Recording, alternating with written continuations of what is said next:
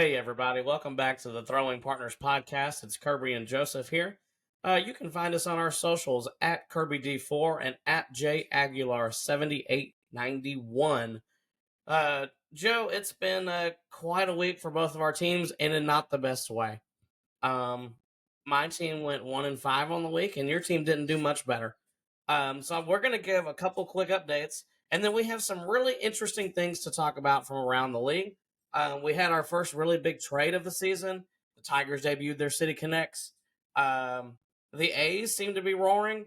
The Phillies, are they good? We're going to talk about all that here in just a second. But first, like I said, I'm gonna give a quick Braves update. So first of all, the Braves had a horrible week. They went 1-5.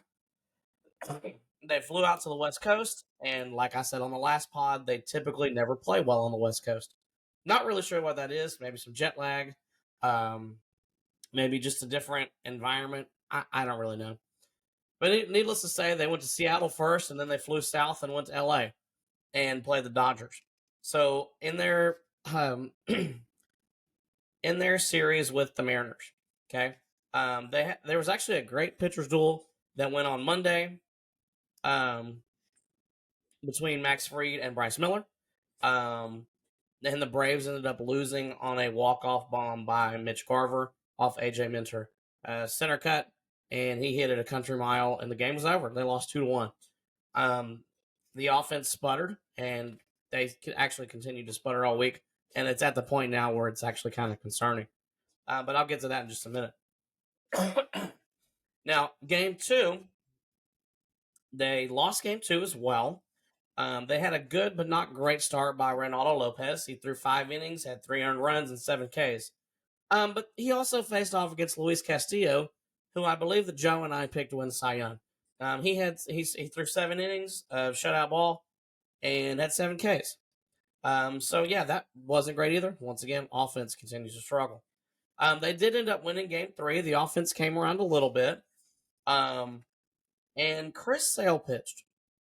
Some people in Braves country are actually saying that not only is Chris Sale back, but Chris Sale is a staff ace. Chris Sale threw 5 innings and had 9 strikeouts and brought his ERA down to 3.44. If he can stay healthy, man, his stuff is just solid. I mean, he's got the weird angle coming out of the left side at 95 to 97. He's got the wipeout slider that can make anybody look ridiculous, and he doesn't walk many people. He's not afraid to go after guys. And I just, man, it's been a treat watching that guy pitch so far. I hope he's healthy all year. So that was great. At least they squeaked out a victory in that series. Okay. Well, then they flew south to LA, and it went about as bad as it could have. They lost game 1 to the Dodgers. Morton actually threw a pretty decent game. He had a quality start. 6 innings, 2 earned runs, 2 walks, and 5 Ks. The swing and miss hasn't exactly been there for Charlie yet. But overall, I mean, he got us through 6 with only 2 earned runs given up. This was such a late game. The game ended up going into extra innings. They have this kid. I don't know how to say his name in Spanish, but it's spelled Pages. And in the bottom of the 11th, he comes up. He's got 2 strikes on him, and there was a check swing call.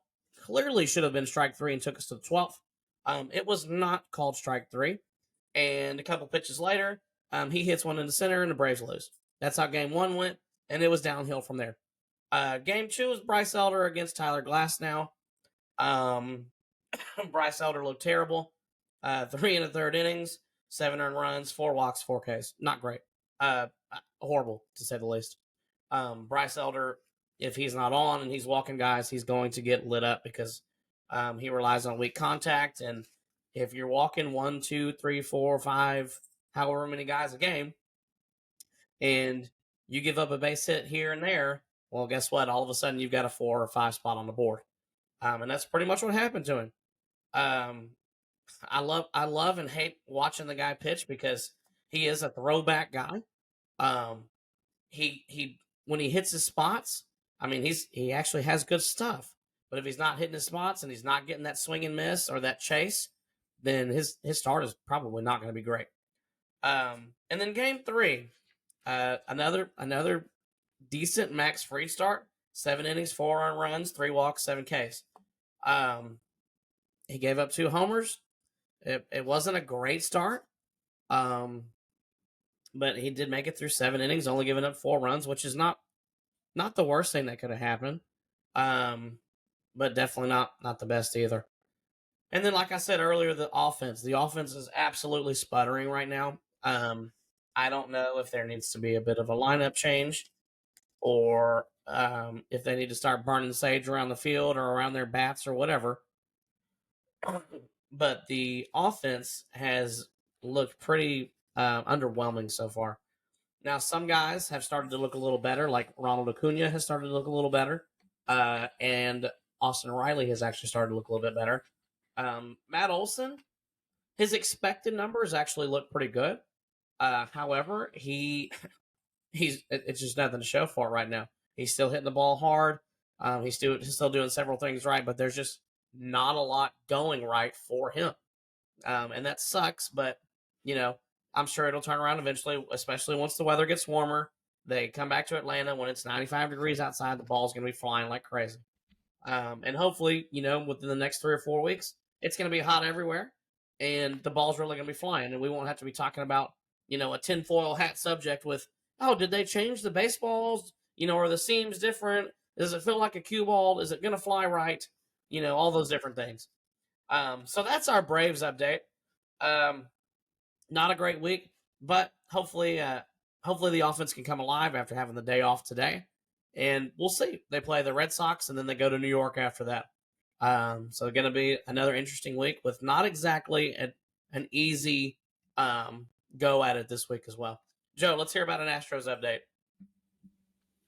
So, after the season officially restarted, after their trip to Mexico City, the Astros came back and had a 6 game homestand where they faced off against the Cleveland Guardians, who were at the time the best team in the AL, and the Seattle Mariners, who were the AL West division leaders.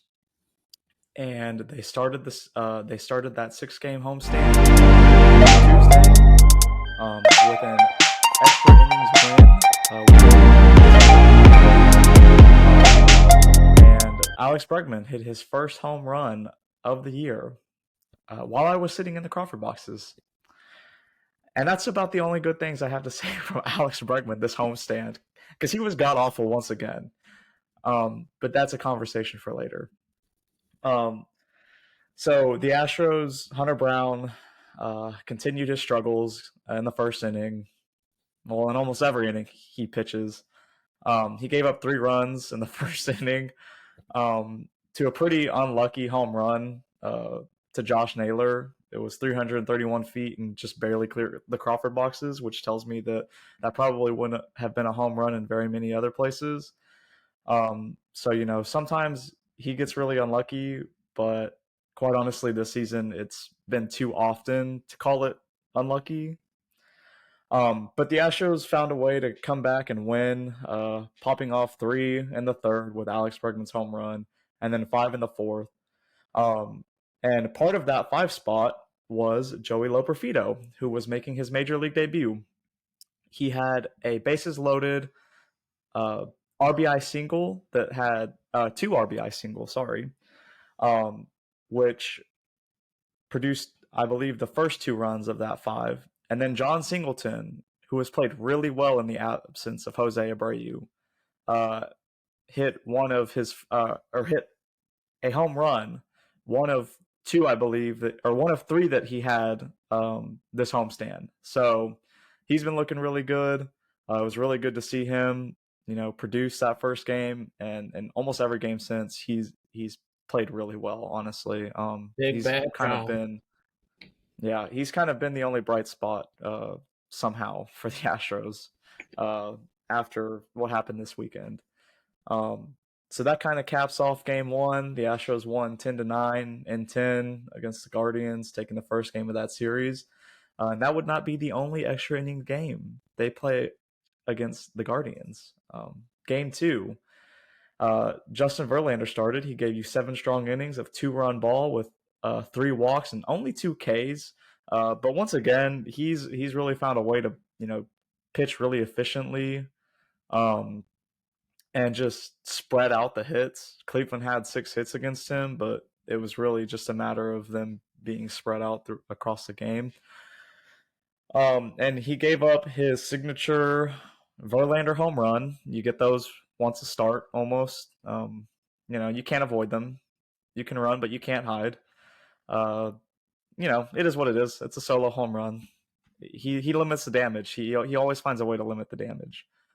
He pitched good enough to win the game. Unfortunately, he didn't get the win because the Astros would then go into extra innings. After scoring 2 in the 6th and the 7th, but after a Cleveland 2-run 5th inning. And then in extras, Sean Dubin just wasn't able to, get out of it. I'm pretty sure he loaded the bases before recording an out, and then he got 3 straight outs, but he did give up a run. And then the offense just wasn't able to produce. It was one of those games where, again, they just could not hit with runners in scoring position. They had 5 runners left on base, and I'm almost certain, let's see, they were 1 for 8 with runners in scoring position. So, just not any better, as we were hoping coming out of that Rocky series. But, it is what it is. Sometimes you win those games, sometimes you lose those games. They proved that they could win one of those games the night before. But unfortunately, as an organization, they continue to struggle in extra inning games. Ever since the ghost runner on second rule was implemented in 2020, they have played horribly in extra inning games. It's quite fascinating to see, how they play versus their opponents, because I don't know what it is about that runner on second that just they cannot figure out how to manufacture a run given a free base runner on second. It amazes me. So moving on to Thursday, John Singleton had another home run and had a 3 RBI game. The Astros would win 8-2 against the Guardians. They played well offensively, but 2 glaring issues that I see just looking at the box score right now is Alex Bregman was 0 for 4, and Yordan Alvarez was 0 for 5. Yikes. And Alvarez has been pretty atrocious for a pretty big stretch of time. I believe in the Mariners game on Friday, he broke an 0 for 17. So he's been really bad as of late. It's I don't know what it is. At first, I thought it was him being in the 2-hole, not being able to see as many pitches as he's used to. But now I can't even say that it's that. He's missing pitches that he normally crushes, and he's not missing them by much, but it just seems like his timing is just a little off and his swing is just a little under the ball, because what I've been seeing from him is he is fouling a lot of pitches straight back, or he's just getting under the ball, and just completely swinging and missing in general. So that's kind of what I see from him. They say that it's mechanical, but I mean, it might be, but to me, it looks like it's timing and just it's. I mean, it is mechanical, but I also think that some of it is mental now as well, because he is starting to expand the zone a little more than he usually does.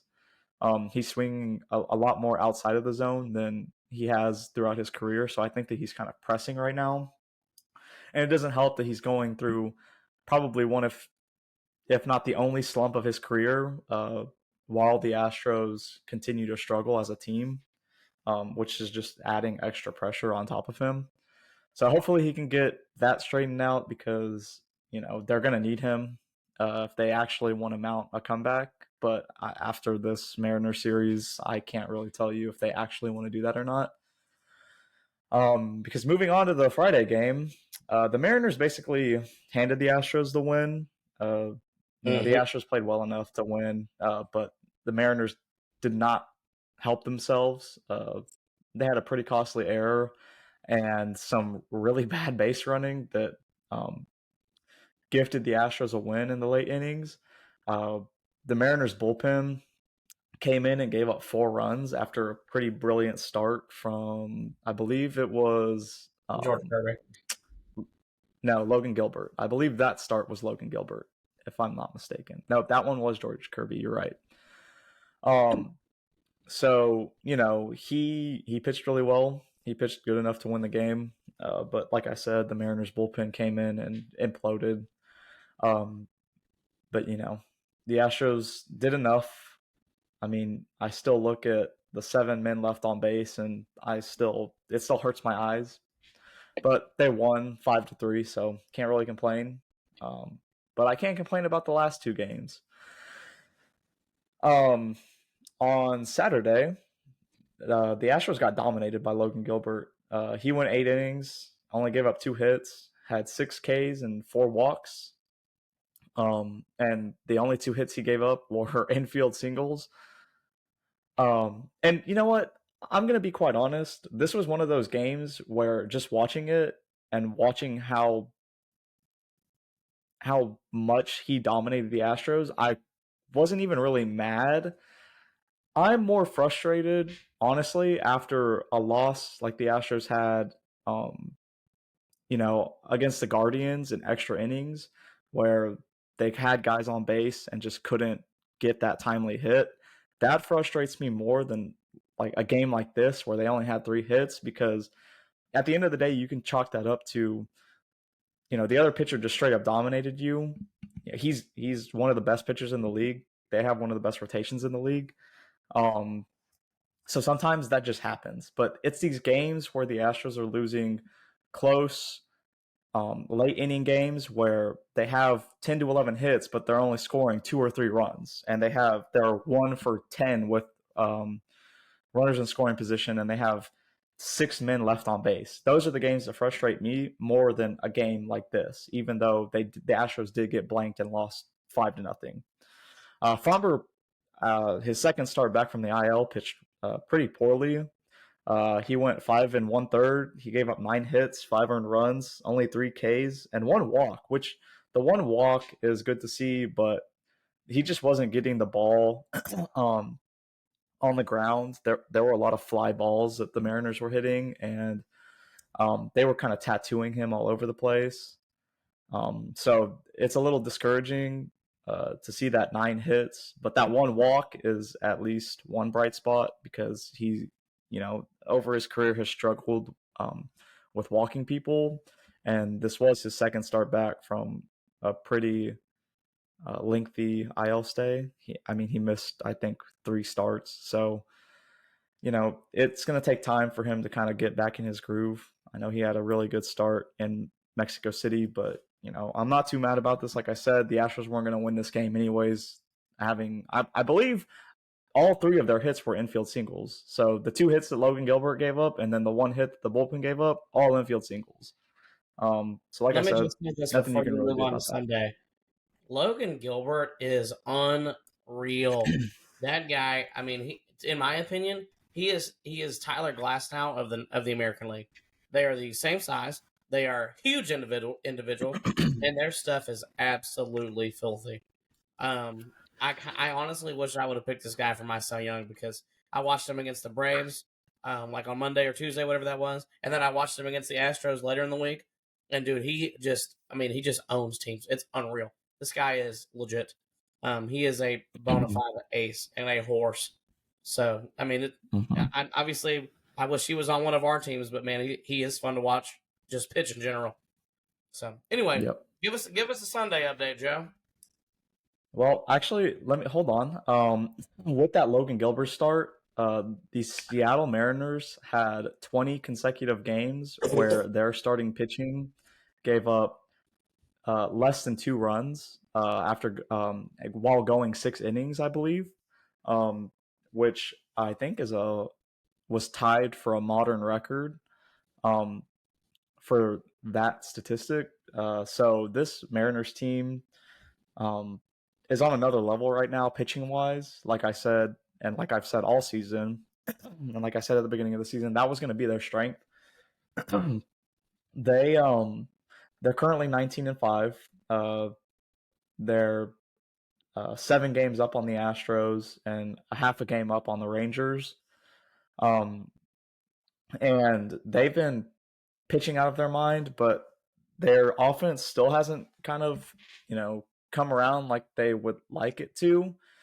I know that they did put up some, I believe they put up 13 runs in this series against the Astros. So, it looks like they're kind of starting to heat up offensively. But if they could get that consistency, then they're going to be a pretty scary team because they don't even need to score that many runs to win games. They really just need to eke out 2 or 3, unlike the Astros, to win ball games. And I'm going to give a comparison to a team that I think this Seattle team reminds me of, and it's going to be the 2022 Astros. Solid rotation that wouldn't give up any runs, and solid bullpen that was lights out, and an offense that could score just enough to get the job done and win games. And that's kind of how I view this iteration of the Mariners so far this season, which is pretty scary because honestly, I think their rotation is better than that 2022 Astros rotation. So it'll be interesting to see how healthy they're able to stay over the course of the season and how they proceed to maneuver the trade deadline as well to see if they can get that offensive piece that they really need to put them over the top. So going into Sunday, I think this game kind of pissed me off the most out of the entire week. Only because you get a surreal moment from John Singleton in the 7th.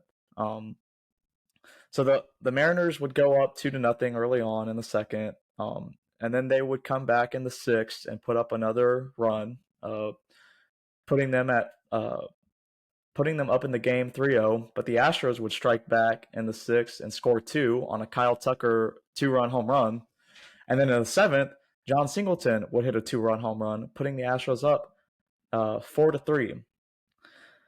And then that's when everything went downhill. John Singleton had a heroic moment, and the Astros crumbled. The Astros big 3. I've already made this joke, but I'm gonna say it again. I know that I said at the beginning of the season that this Astros bullpen would be dominant and games would be over after the 6th inning. We both agree And on I that. meant that as the Astros would be winning games after the 6th inning.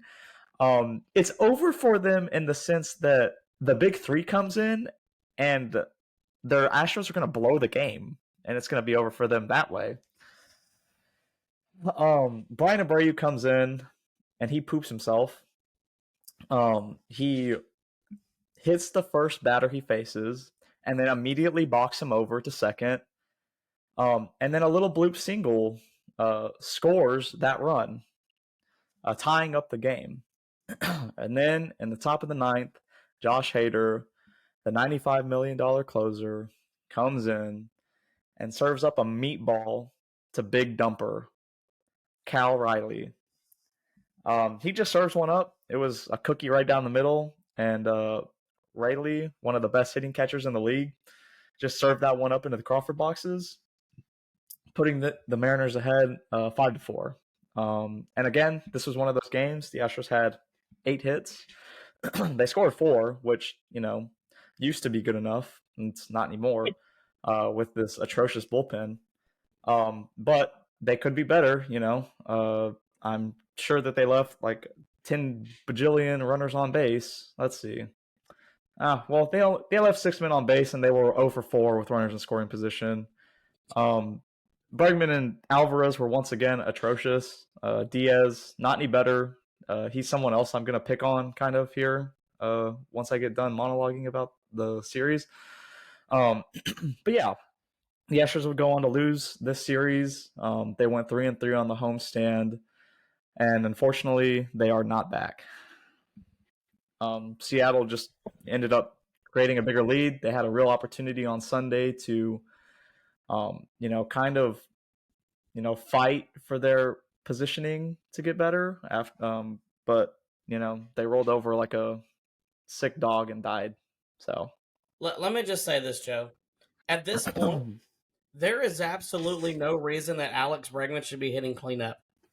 I am so tired yeah, of no. seeing this dude pop up to the second baseman or the pitcher every single time he comes up. His baseball savant page looks horrible. His regular just counting stats look horrible. There's nothing going well with this guy besides the fact that he actually plays a decent third base. That's the only Yeah. thing he has over Jose Abreu right now. Mm-hmm. So, I posted a photo of the Astros lineup that I believe either Brian McTaggart or Chandler Rome posts on a daily basis on Twitter the other day, and it was a bunch of soldiers and one clown in the middle of them. Yeah. And I quote tweeted the lineup because it has everybody's counting stats on them. And I was like, spot the outlier, and sure enough, everybody was able to guess. It was Alex Bregman batting in the 4-hole with a 202 average, a 284 OBP, and a 269 slugging. I would say nice, but that is a horrible slugging percentage. So I I like Joe Espada. I get that he doesn't want to, mess it up with a superstar like Bregman. He's been a superstar throughout his entire career up until now. But quite honestly, it's pathetic the way that he's been playing so far. He's not deserving of the 4-hole.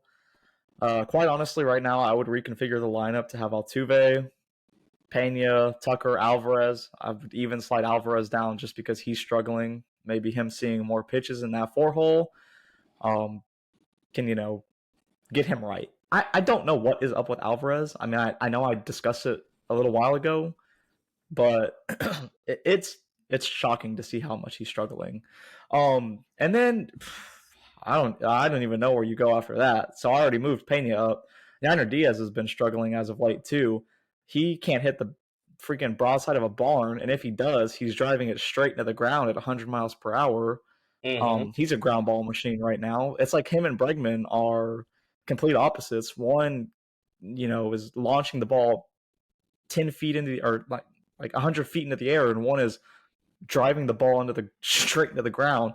Quite honestly, everybody tell me about Vito in the 5th hole. I don't know. It's hard right now. John Singleton, Jake Myers, the 5th hole is yours. I don't know, because Jake Myers has been playing pretty well. The chances that he's been getting, he has still been playing well. People keep shitting on Jake Myers. I don't get it because he's doing more than anything Bregman has done so far this season. And he's the closest guy to an OPS of 800. Exactly. I mean, like, give the guy a freaking break, man. Like, Chas McCormick hasn't been playing well. I know that he's on the injured list, but he hasn't been playing well either. So, nope. I mean, I don't understand the Jake Myers hate. I don't get it, but I don't even know what you do with the back 5 after Altuve, Pena, Tucker, and Jordan. If Yainer was hitting, that'd be a different story.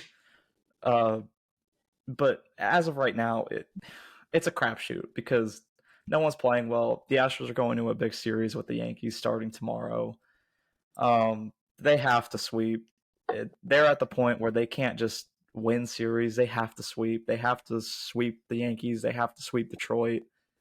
And they have to get themselves back into contention, or at least 4 games within the Mariners within the next couple weeks, or it's not going to matter when the rotation gets healthy because the season will be over by that point. Well, Joe, I know neither one of our teams had a good week, but it was an interesting week around the league. We had our first really big trade. We did. The Marlins, they suck, and they're about to get a lot worse. Because they currently sit at 10-26. Okay, they just traded away their best player in Luis Arias to The San Diego Padres, which good for the Padres. But Joe, I'm gonna we're 35 games into the year. Okay, they've lost most of their good pitching, whether it's Yuri Perez or Jesus Luzardo or whoever. And they just traded Luis Arias, and their GM basically comes out and says, "We are unlikely to make the playoffs this year." First of all, I mean, you're not telling you're not telling somebody anything they don't already know. The Marlins suck.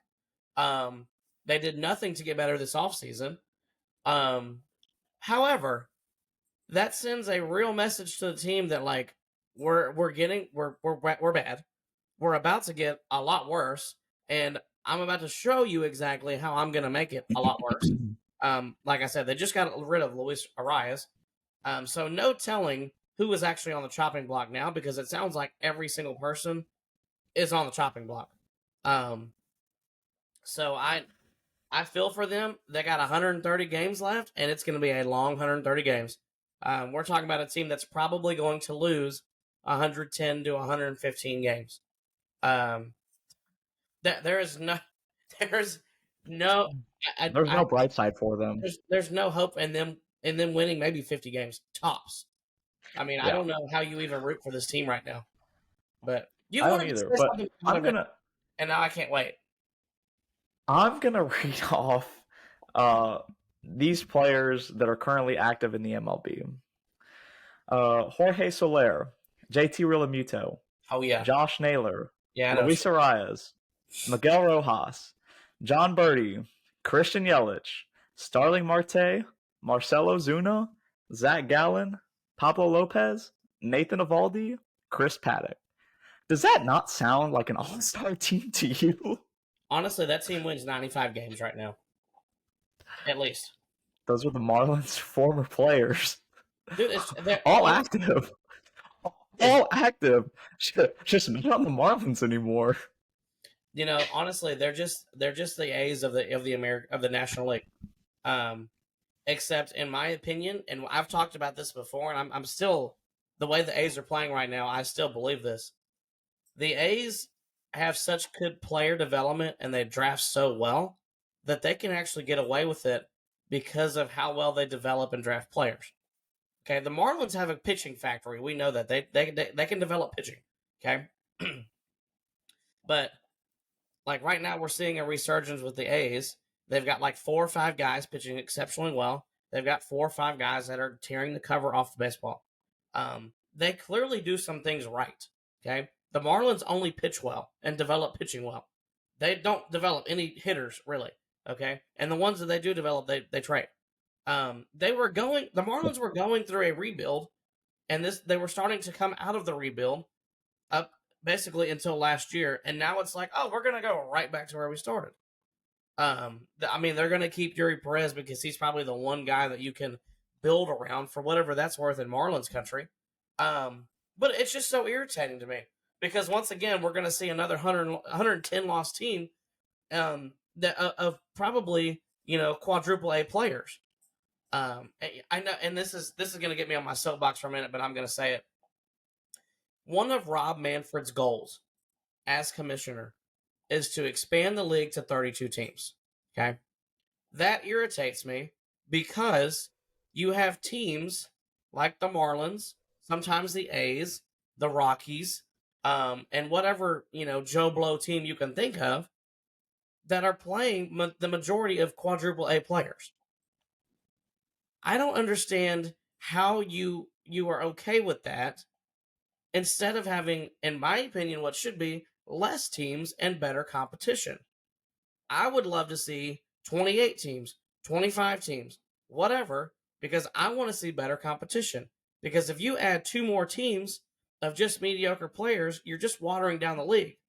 And to me, I don't like that. I want to see a Major League Baseball, like I want to see a group of teams that are actually really good instead of these teams like the Marlins, the A's sometimes, and the Rockies who suck and their players suck. It's just, to me, it's almost unbearable to watch. The Marlins are about to play the Dodgers tonight. the Dodgers might put up 60 runs in 3 games. I am not kidding. Like it could get absolutely ugly. Um, so it's one of those things. It's like they're so bad, and they're only going to get even worse. So that's that. I'm getting off my soapbox now, but oh my god, like I'm so tired of these teams that are bad and going to get worse. No, I mean, I think that's definitely understandable. You do have a point. There are a lot of mediocre teams out there, and it is kind of frustrating to watch them, be on the same playing field as some of these great teams. And just the way they operate, it's not that they can't be good; it's that they refuse to because they don't put the money in that they need to. These owners, like, they make so much money off of the operations by just not spending money on the on-field product. Um, it's really frustrating to see for sure because they're not giving the fans a reason to go out there and root for them, but they still make millions of dollars a year just owning the team. And for some reason the team's values just continue to go up, and they don't really care about the on-field product. They're just waiting to sell, basically. They're waiting for the right moment where they see that the value won't increase anymore, and then just offload that asset. And it's really frustrating to watch because it would be nice to have owners that really do care about the game, be part of the game. Oh, I forgot the White Sox. Sorry, they also equally suck. And according to Bob Nightingale, they are going to have at least for 6 guys on the chopping block this summer: Eric Fetty, Chris Flexen, Mike Clevenger, Michael Kopech, Eloy Jimenez, and Tommy Pham. Which, in my opinion, Tommy Pham, this is a 2-year deal, but I don't know. What about Luis Robert? Can he be an Astro, please? I mean, honestly, for the right price, I'm sure that anybody can be an Astro. I mean, what about Crochet? He hasn't necessarily worked out as a starter, but as a reliever, he's got good stuff. The Astros, I mean, they do well with pitching, so I don't know. It's going to be interesting to see because they might lose all of those guys, and that's another 110 loss team, another uncompetitive team. So it just sucks. Sucks for their fans, especially. Okay, now we go from talking about teams that don't like to spend money to a team that does like to spend money, and that's the Phillies. Okay. Before the week started, the Braves had the best record in baseball, and after this week, they are now 3 games back of the Phillies, who somehow can't seem to lose. Okay. They're winners as of Monday night. Winners of 6 straight. They're 9-1 in their last 10 games. Okay. Whoop did he do? They're doing great. However, here's what some people don't realize.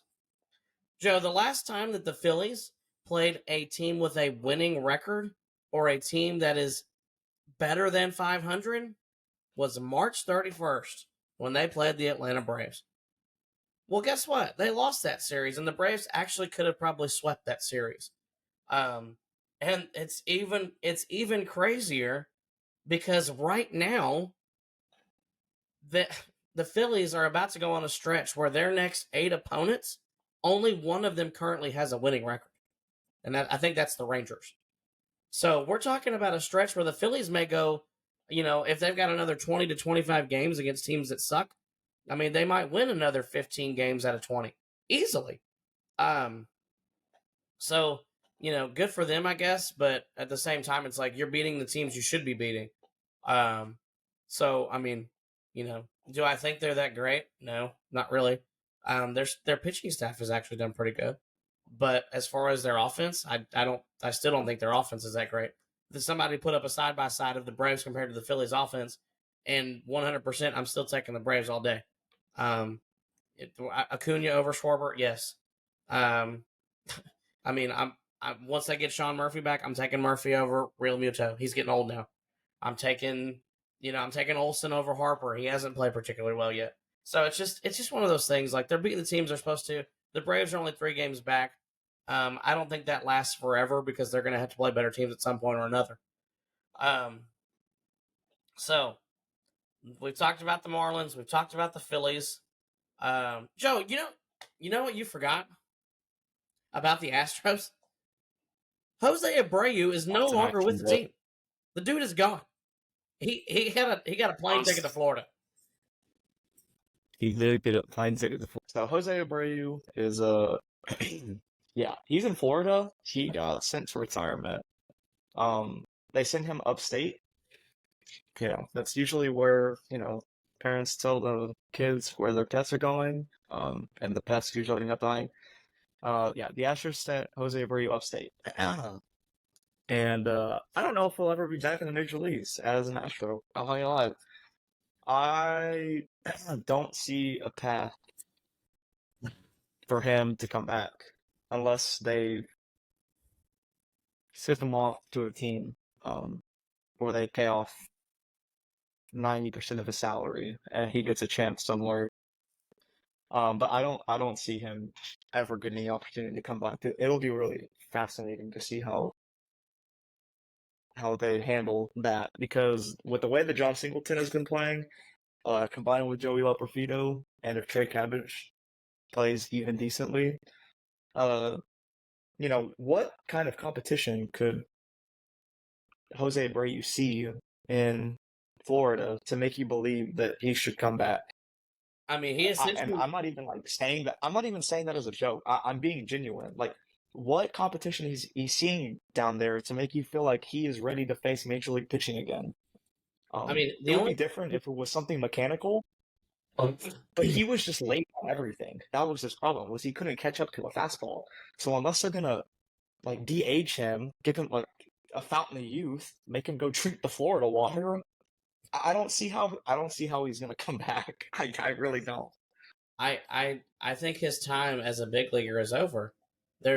He has zero value, and like we just talked about with Bregman has value because he at least can take some walks, and he also plays third really well. Abreu does not play first well. He does not run well. He does not take walks. He hits in a double plays all the time. He just there's nothing that he brings to the table that is better than anything that Singleton's doing, or better than Cabbage is doing, or better than Loperfido is doing. He's washed. That's the nicest way to put it. He's just horrible,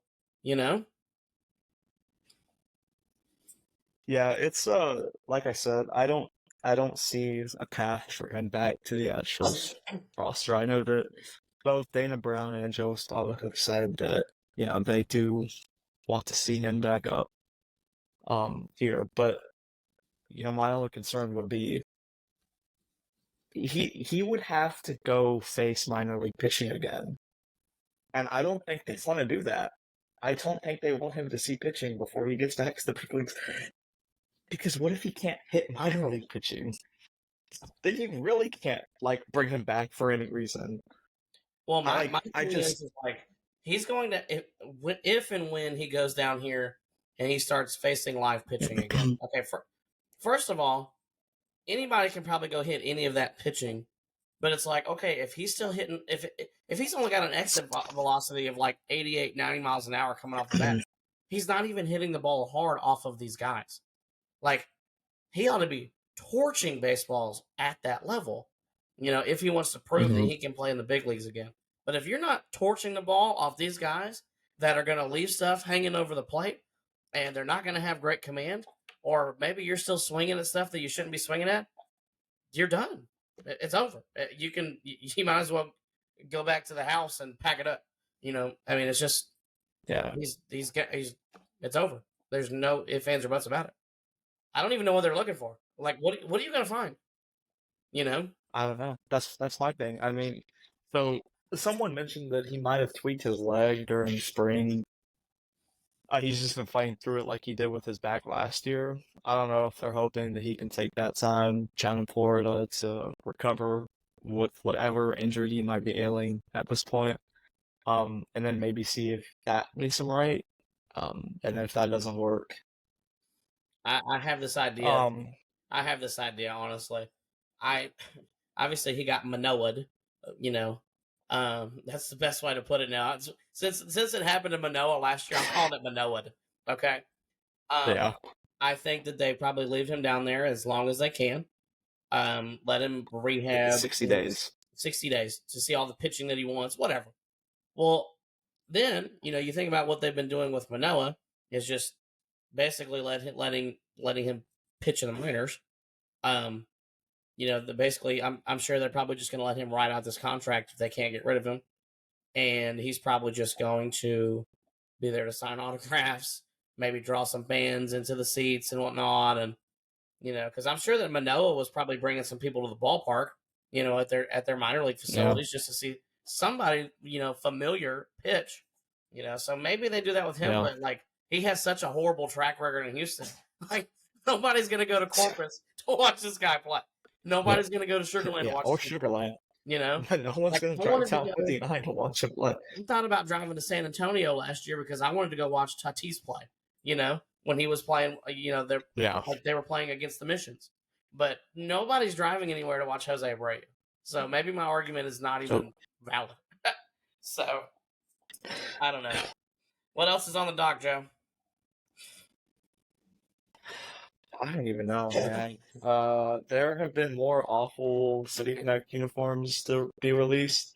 We never even actually talked about the Mets uniforms. I think everything about those uniforms are awful, except for the hats and the helmets. I think that those are literally the only cool parts of them. Agreed. I think it's funny the way that Nike operates with the uniform designs on a year-to-year basis.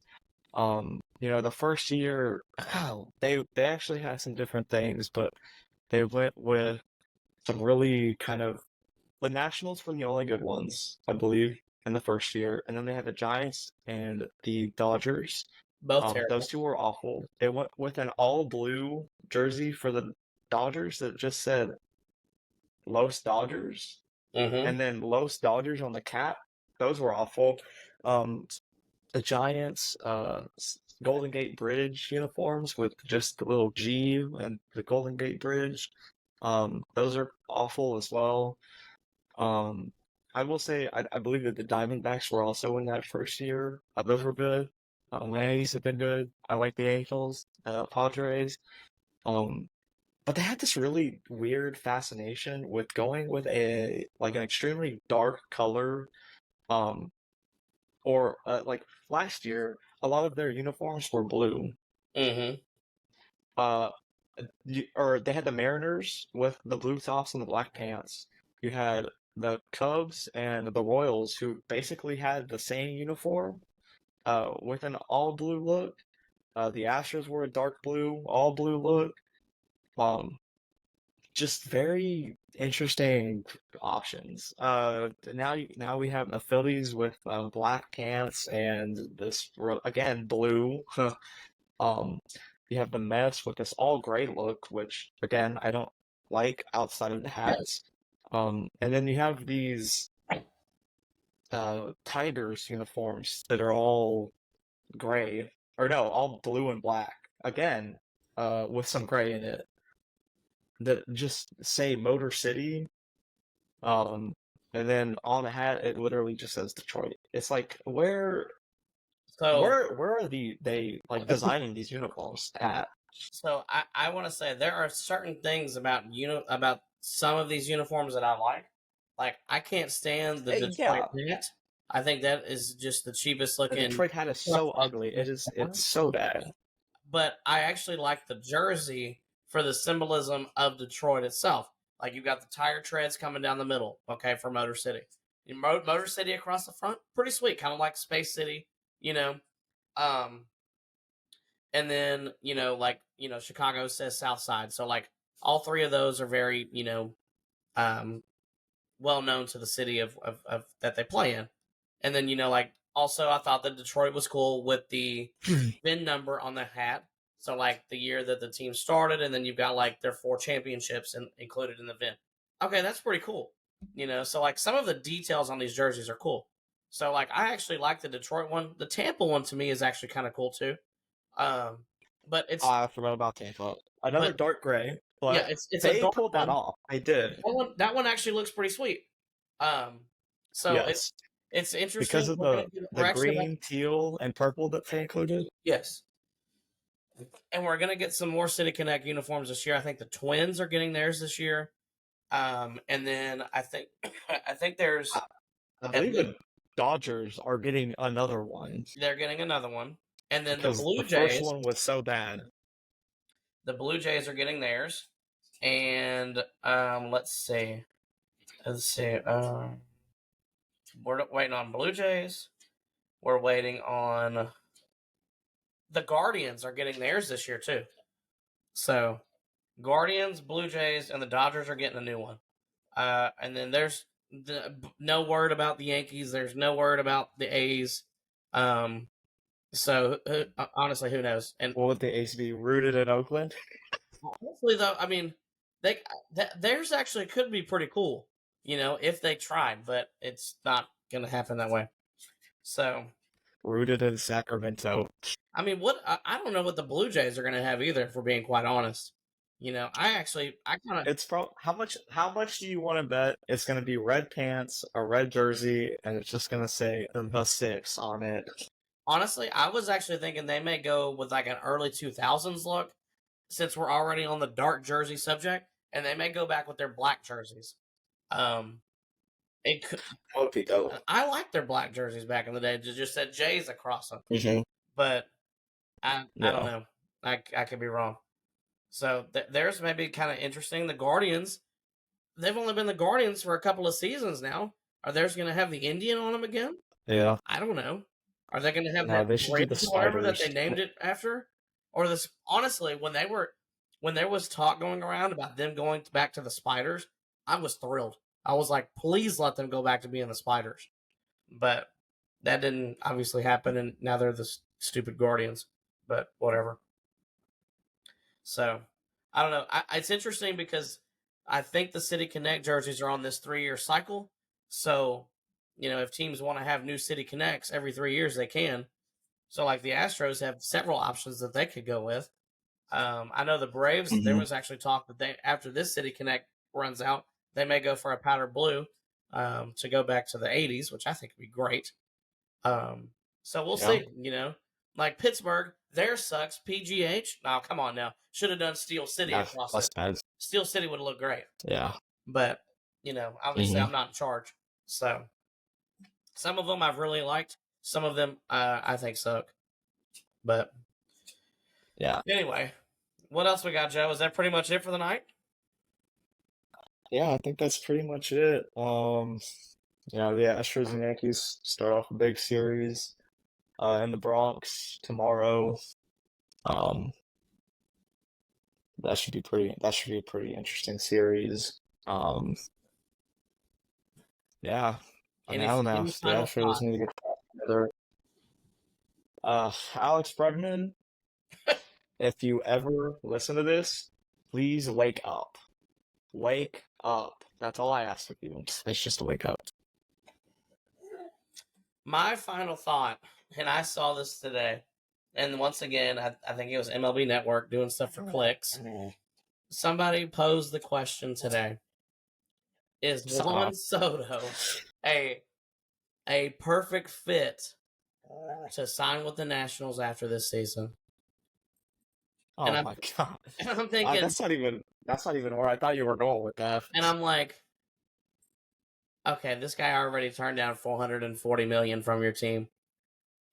Unless you offer him $640 million, you probably don't have a snowball's chance in hell at it. Yeah. But once again, it's just one of those things that like they do this crap all the time. They post these different videos and different statistics and whatnot just to get clicks, and I click on it every single time. So here I am. Yeah. But it's one of those like they did like a statement on it, and I'm like, there's no point in having this discussion, I mean, but it's just kind of like Kennedy Corona and Joey Loperfido for Vladimir Guerrero Jr. I mean, honestly, in theory, it sounds good. No. But that's only if Vladdy Jr. were to have a resurgence. He's only had, honestly, one great season. He's had one good season, and the rest of his career has been mediocre. So I would rather take my chances with Joey Loperfido potentially developing. I wouldn't even. I just wouldn't. I wouldn't touch Carrero because, like you said, one good season out of what, like 4? He's on his like 4th or 5th season now. yeah, I'm not touching him.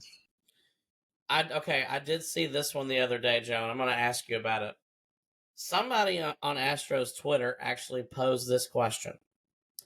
They said, "Let's not re-sign Bregman, and let's trade back for Carlos Correa and move and go ahead I and saw make him that. and Move him to put him in third. A-Rod era." Yeah. I I What's Correa's contract? I swear, did he end up signing a long-term deal with the Twins? I thought it was still short-term. let me look. I'm pulling it up right now. So he is. Because if you could get Correa back, I would absolutely do it. I don't know what you'd be giving up. I know he's always injured, but I would do it because we're very clearly lacking a true leader on this team. And Kirby Pena has played good enough to where you can slide Correa over to third. So Correa's contract is 6 at 200 from 23 to 28, 2028, and then from 2029 to 2032, there are team options for those 4 years. So you got him locked down for the rest of his career, essentially. You know. Yeah, I mean, I don't think that he set up. I mean, it would be that's like wishful thinking right there. That's a complete like what if scenario. In theory, that would be awesome because I think you'd be getting something that you really need, a true leader, a vocal leader at least. But yeah, that's a tight dream. Yeah. Oh man. Okay, Joe. Well, thanks everybody for coming out to the Throwing Partners podcast on YouTube. If you like this podcast, please like, share, and subscribe. Remember, I'm Kirby and my partner Joe. You can find us on our socials at KirbyD4 and at JAguilar7891. Thanks, everybody.